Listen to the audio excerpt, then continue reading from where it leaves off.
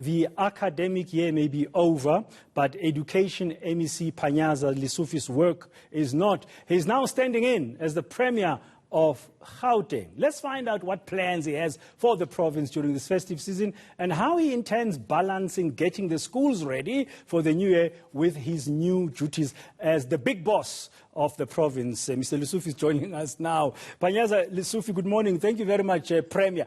Can I say Premier? Because if you are acting, is it for real?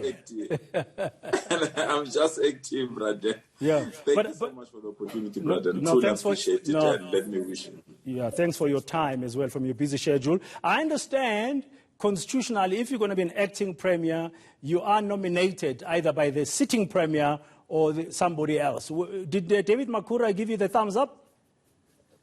I'm truly humbled that he really showed confidence in me by nominating me to hold the fort for him for almost a month until the 5th of January. So it's going to be a very difficult period, but I just want to thank him. We've been working together as a team, not myself alone, but as a collective in the executive, also within the legislature and the committees that are there to ensure that even during this difficult period that we are facing, governance can continue to function and can continue to give support to those that are weak and vulnerable. Yeah. Now I was looking at Chapter 6 of the functions and powers of the premiers. Now, you are an MEC for education. Are you tempted now to sign some bills while he's gone to say, no, Makura didn't sign this one. I'm going to do it now very quickly before he comes back? No, surely not. I mean, there are some decisions that even if I'm acting, I need to consult with the premier, and there are some decisions I'll use my discretion, but at all times, I need to consult the premier and have discussions with him, and also to ensure that he gives me the go-ahead. It's very important to do that so that there's no instability, but also the transition is not disrupted unnecessarily. Okay, so that means you can't do a cabinet reshuffle, eh? You can't just say, hey, I'm making some changes, removing some executive members now, eh?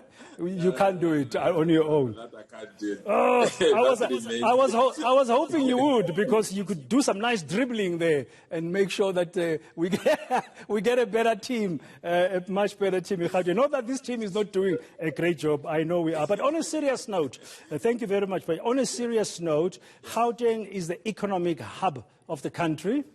People have now migrated. Many people are trying to go home to spend time with their holidays.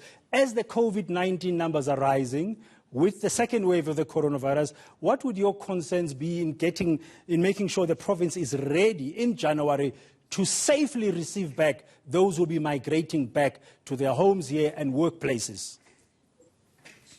It's two things, mainly what we call protecting the going out, which means those people that are leaving our province, and also protecting the coming in. Those will be coming to our province immediately after the festive season, that we need to put systems in place to ensure that everyone is safe. In protecting those that are going out, you will see across all the borders of our provinces, together with the law enforcement agencies and the Department of Health, we'll be putting some roadblocks to ensure that people indeed are wearing their mask, they are sanitizing, and there is social distancing, especially within the public transport sector, because we really believe that's a huge sector that may either spread the virus if you are not careful. So together with MEC Mamabulo, the team is all out, and we are grateful that the National Minister Mbadula is in our province as well, just to cement that message and ensure that everyone gets that message.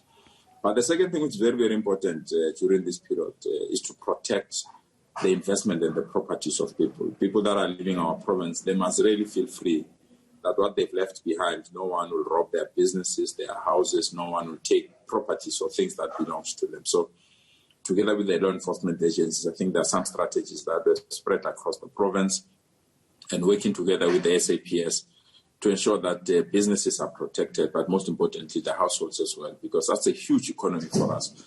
We don't want the cost of doing business be overtaken by the cost of protecting business, because there's crime. And the last aspect is the gender-based violence, which is normally spiked during this period. We welcome as a committee that the premiers are appointed that will ensure that each and every municipality monitors gender-based violence activities and ensure that we intervene as government. So those are the three areas that we are working around the clock during this period to ensure that everyone is safe, but most importantly, that the virus is pushed back. Okay. Now, finally, before I let you go, or I can't let you go, but not without asking you about education. You are the MEC for Education, while you are the acting Premier. Just a couple of weeks ago, you expressed some concern about the admissions in terms of grade 1s and grade 8s, and just generally if schools will be able to accommodate those who've applied next year. Where are you at now with that process? Thanks for that question, Braden. Firstly, I just want to console those parents that may have applied at a certain school and they've not received their preferred school, or we've placed them at another school, purely because majority of our schools that parents prefer, they were full even before the applications could close. For example, if a school can take only 180 learners and there are 4,000 applications, the reality is that over 3,500 people are not going to be placed at that school, and we need to place them at alternative schools because education is a constitutional right. You can't say the school is full and therefore we can't place you. We will place those learners at alternative schools, and in some instances, those alternative schools might be 5 kilometers away from the school or 10 kilometers, or they might take that parent out of a school where the sibling is.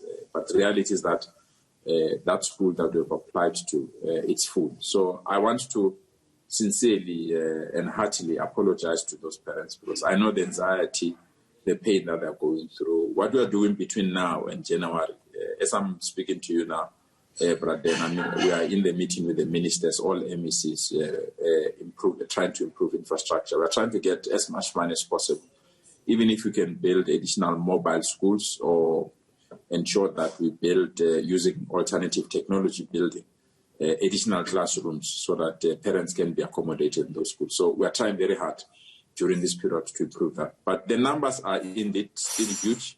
You'll recall we had 40,000 parents that could not be placed. We reduced that to 20,000.